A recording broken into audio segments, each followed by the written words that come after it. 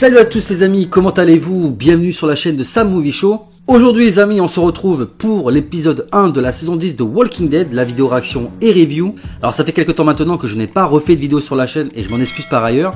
Voilà, il y a eu quelques complications qui ont fait que j'ai pas pu sortir de vidéo avant, mais vous inquiétez pas, je suis là, je pense à vous.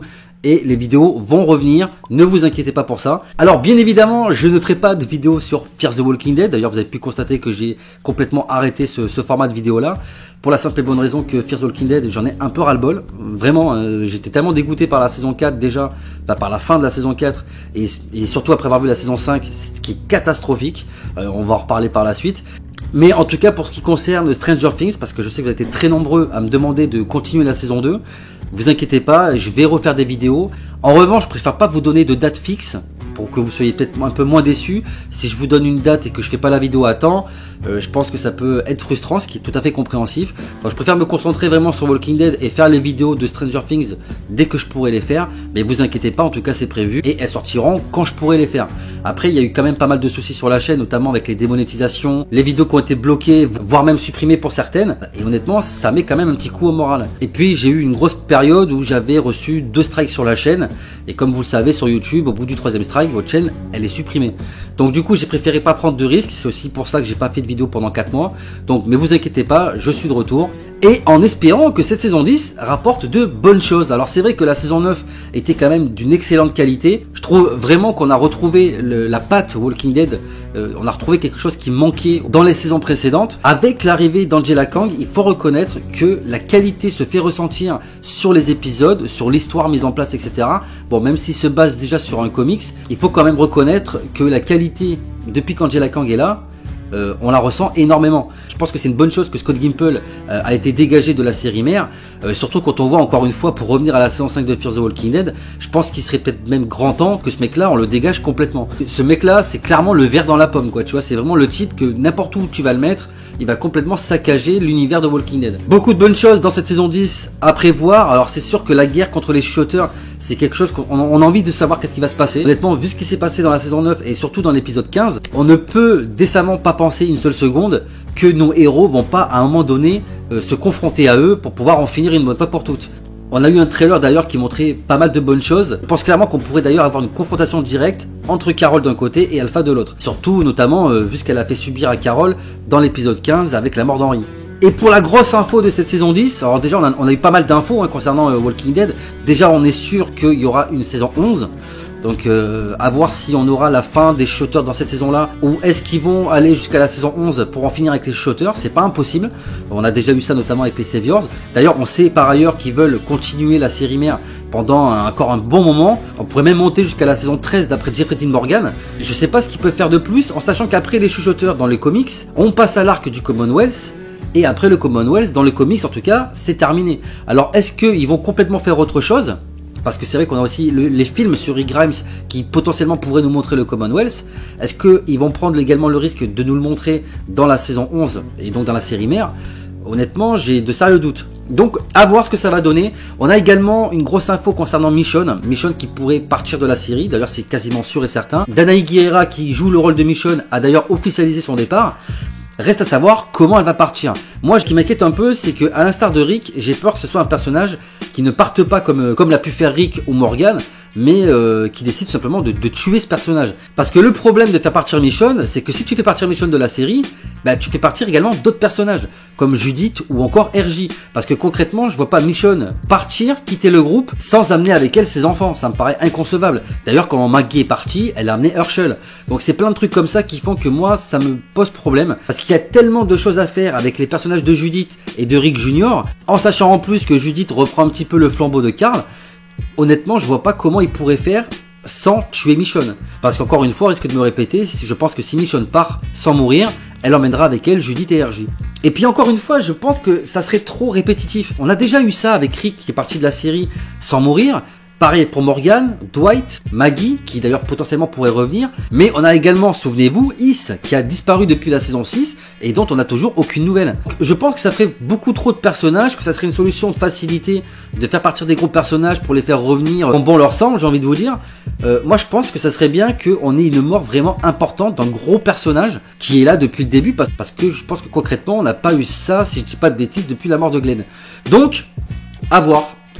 En sachant également en plus que Michonne reprend le rôle dans les comics d'Andrea et que Andrea donc meurt beaucoup plus tard dans le comics que dans la série, mais en sachant que Michonne reprend son rôle et que Andrea finit par mourir d'une morsure de rôdeur, est-ce qu'on pourrait avoir la même chose, ou en tout cas une mort assez approchante? De toute façon, clairement, si on fait mourir Michonne, je pense qu'on aura vraiment une mort à la hauteur du personnage. Mais en tout cas, quoi qu'il en soit les amis, ne nous emballons pas, on n'y est pas encore. J'ai envie de vous dire que de toute façon, l'avenir nous dira comment ça va se passer, mais en tout cas, on peut fortement s'inquiéter pour ce personnage-là pour cette saison 10. L'épisode 1 de cette saison 10, les amis, s'appelle Line We Cross, ce qui veut dire, traduit en français, les lignes que nous traversons. Donc je pense que ça fait clairement référence à la frontière qu'a imposé Alpha et les chuchoteurs dans la saison 9. Donc de toute façon, je pense qu'à un moment donné, encore une fois, on sera amené à devoir être obligé de passer ces lignes et puis rentrer dans une guerre totale avec les chuchoteurs. Quoi qu'il en soit les amis, après cette intro beaucoup trop longue à mon goût, que va-t-il se passer dans cet épisode 1 de cette saison 10? La réponse, c'est tout de suite.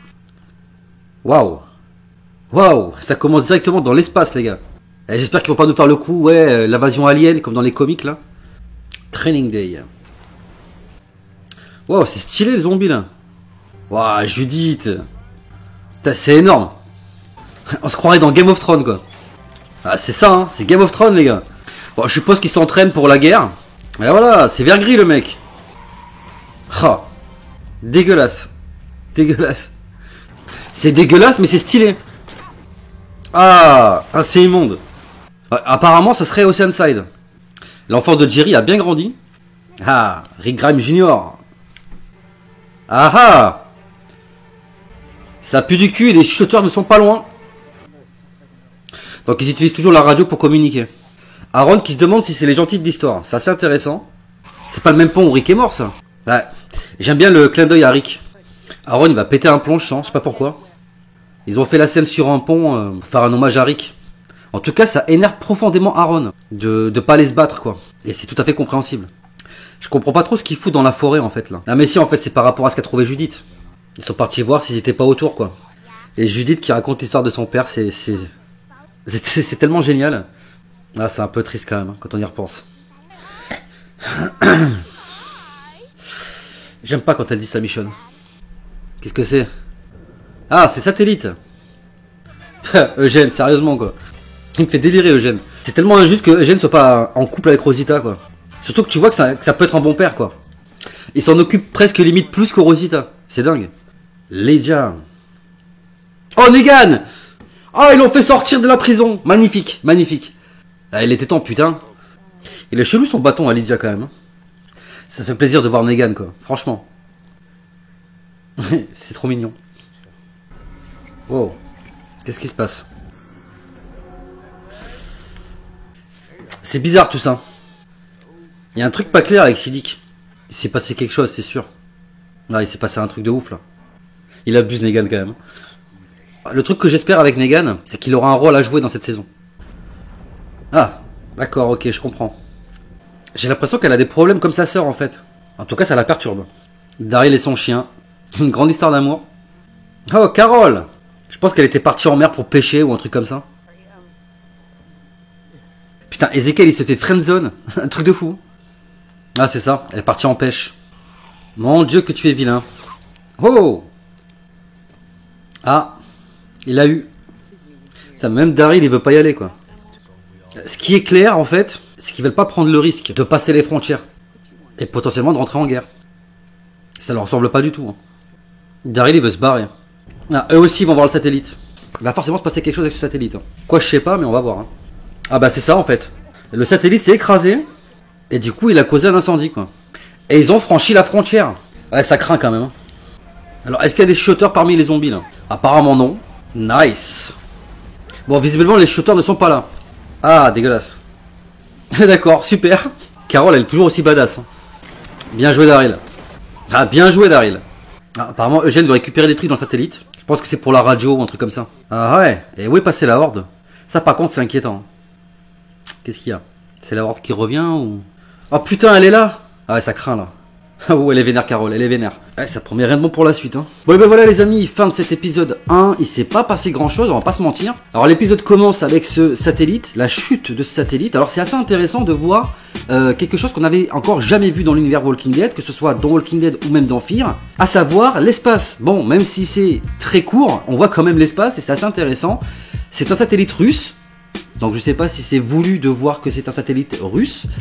Mais en tout cas, on va voir ce satellite qui va être donc le fil rouge, on va dire, de tout cet épisode, dans la mesure où on va le voir sous plusieurs angles et on va voir sa chute vue par plusieurs personnages et dans plusieurs situations. Ce satellite va donc finir par s'écraser et créer un gigantesque incendie qui va donc pousser les communautés à franchir les fameuses frontières qui ont été placées par les chuchoteurs dans la saison 9. Alors la question que l'on peut se poser, c'est est-ce que ça aura des répercussions pour la suite ? C'est possible parce que je vois pas l'intérêt de nous montrer ça si derrière il n'y a pas quelque chose qui se passe en retour. La question que l'on peut se poser, c'est est-ce que Alpha va véritablement rentrer en guerre avec les autres communautés sous prétexte qu'ils ont franchi les frontières pour éteindre un incendie? Parce que dans les faits c'est pas très grave, mais il en demeure pas moins qu'ils ont quand même franchi ces frontières et que ça leur était fortement interdit. Alors la question que l'on pourrait se poser, c'est de quelle manière Alpha va donc réagir face au fait qu'ils ont franchi les frontières et que par conséquent ils ont commis une faute. Alors ce qui est intéressant, c'est à la fin de l'épisode, c'est qu'on voit que toute la horde qui nous avait été montrée dans l'épisode 15 a complètement disparu. Alors la question que l'on pourrait se poser, c'est est-ce que justement cette horde va servir pour quelque part se venger du fait qu'ils aient franchi les frontières en attaquant l'une des communautés. Alors je pense clairement que s'il y a une communauté qui est en danger, c'est Oceanside, c'est pas autre chose. Déjà parce que c'est là-bas que se passe l'incendie, donc je pense que c'est là-bas que s'il doit y avoir une attaque, il y aura une attaque. Et comme on est au tout début de la saison 10, je pense pas qu'ils vont aller directement attaquer Alexandria. Je pense que s'ils doivent attaquer Alexandria, ça sera que en fin de saison. Enfin, après, c'est mon avis personnel. Dites-moi ce que vous en pensez dans les commentaires. Et je pense clairement que c'est Oceanside qui risque d'être attaqué en premier. Alors, il y a quand même pas mal de bonnes choses qui se passent dans cet épisode, mais même s'il ne s'y passe pas grand-chose, en dehors du fait que il y a ce côté où ils franchissent les frontières et où on peut se poser la question de comment va réagir Alpha, tout simplement. Alors déjà, il y a énormément, mais énormément de clins d'œil à Rick dans cet épisode, en tout cas que moi j'ai noté. Déjà, il y a cette histoire que raconte Judith à son frère RJ, qui raconte donc la disparition de son père, avec une histoire qui est vraiment bien travaillée, je trouve.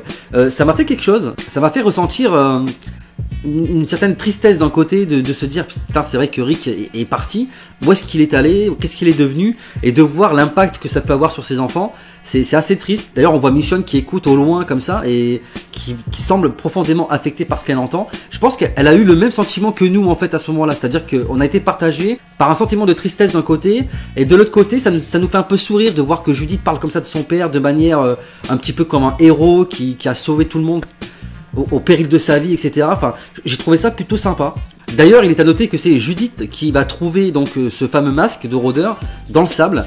Et c'est ce qui va d'ailleurs pousser les communautés à aller fouiller un petit peu autour d'eux pour voir si les shooters ne sont pas embusqués quelque part en train de les surveiller. Ça va les amener à pas grand chose, hormis le fait qu'ils vont tomber sur un camp où on verra ces fameuses peaux de rôdeurs qui servent d'ailleurs aux shooters pour se camoufler.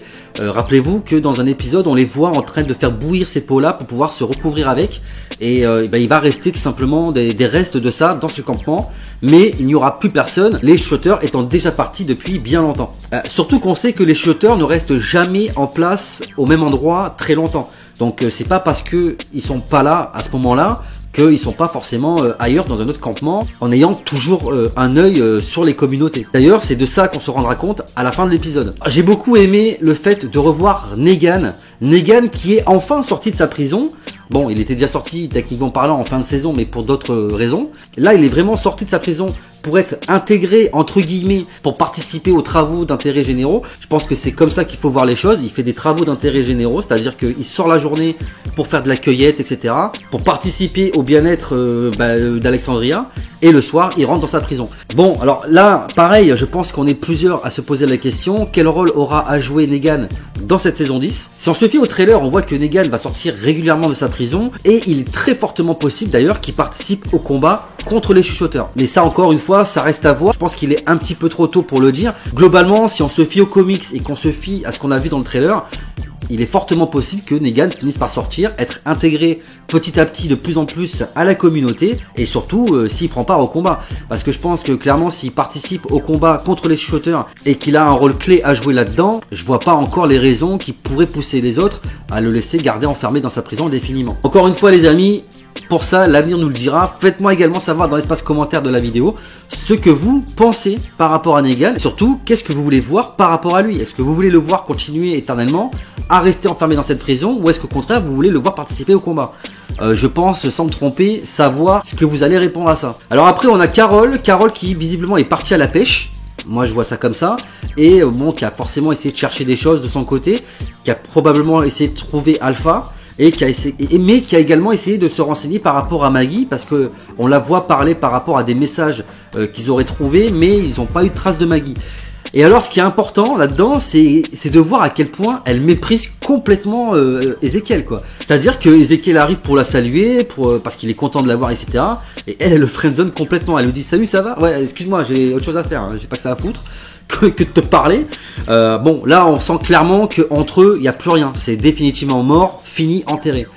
Alors la question que l'on peut se poser, parce que c'est ce qu'on a vu dans le trailer, c'est par quelle magie miraculeuse Michonne va se retrouver en couple avec Ezekiel. Alors soit c'était un truc qui a été imaginé dans la tête de quelqu'un, peut-être que c'est Ezekiel qui va rêver de ça, ou Michonne, je sais pas.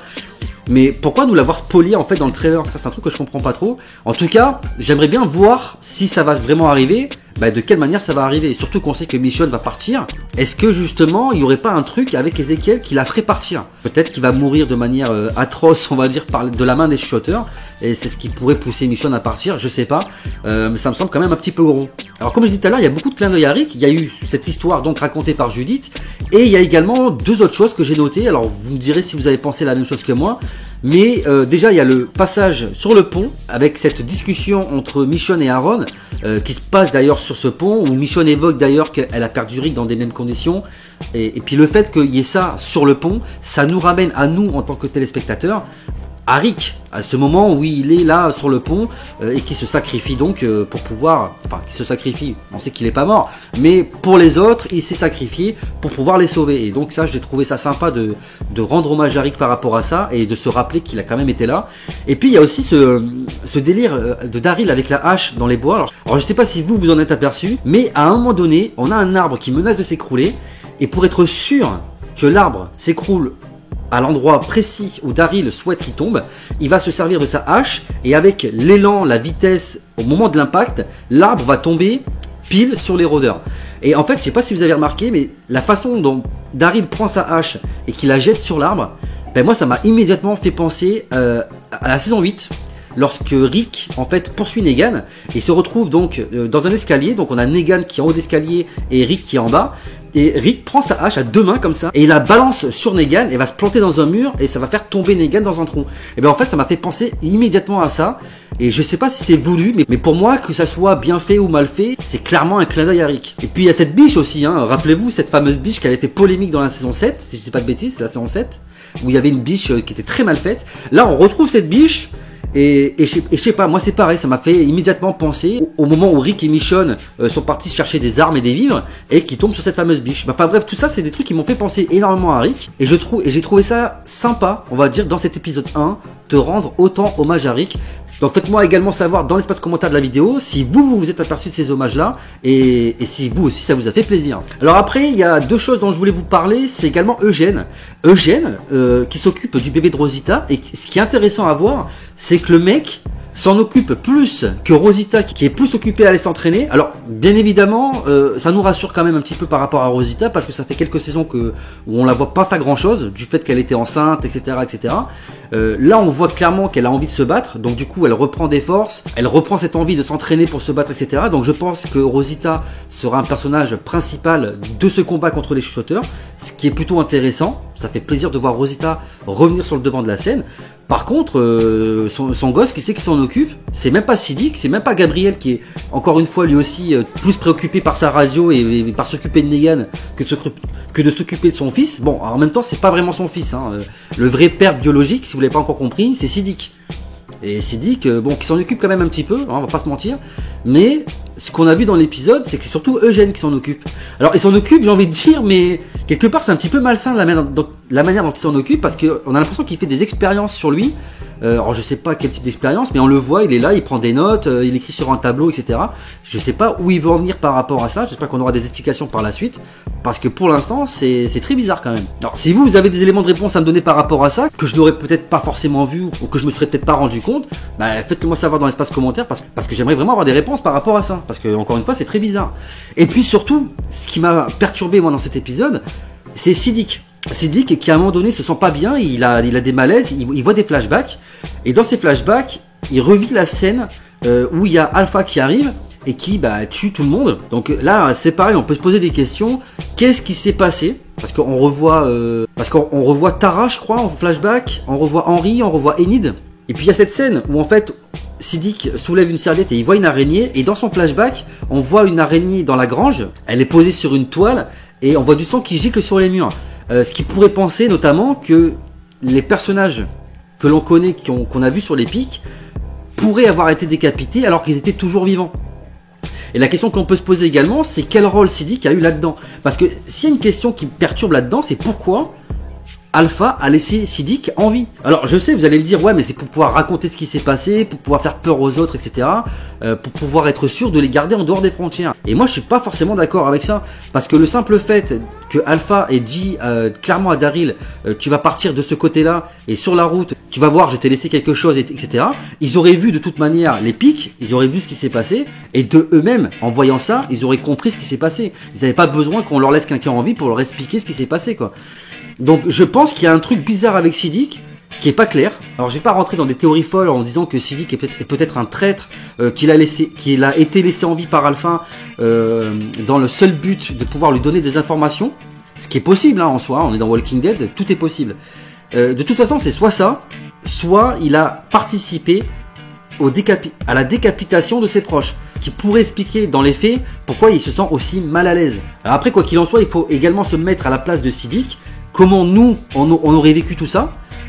Comment nous, on aurait vécu en tant que survivants le fait d'avoir vu ses amis se faire décapiter alors que nous, on est toujours vivants? Et puis surtout, comment l'expliquer aux autres? Parce que pour l'instant, Siddiq n'a toujours pas vraiment expliqué comment se sont passées les choses. On le voit l'expliquer à la fin de l'épisode 15, vivement comme ça. Mais concrètement, comment lui, il a vécu les choses, on le sait pas. Alors, est-ce qu'on aura un épisode où on verra vraiment ce qui s'est passé par rapport à Siddiq dans cette grange? J'aimerais bien le voir en tout cas. En tout cas, j'aimerais bien qu'on ait des informations par rapport à ce qui s'est réellement passé avec Siddiq au moment où il y a eu ces meurtres. En tout cas, quoi qu'il en soit, il en demeure pas moins que Siddiq est très étrange dans cet épisode. Et puis on va terminer donc sur la fin de l'épisode, les amis, où on voit, parce que c'est vrai que je me suis posé une question toute bête pendant l'incendie. Je me suis dit, les chuchoteurs ne sont pas là. Et on voit des rôdeurs qui attaquent donc les personnes qui sont en train d'éteindre l'incendie, et on s'aperçoit que parmi ces rôdeurs là, il n'y a aucun chuchoteur. Donc on pourrait supposer que les chuchoteurs n'ont pas vu au final que les gens sont venus éteindre un incendie, et que par conséquent ils peuvent pas savoir comme ça qu'ils ont passé les frontières.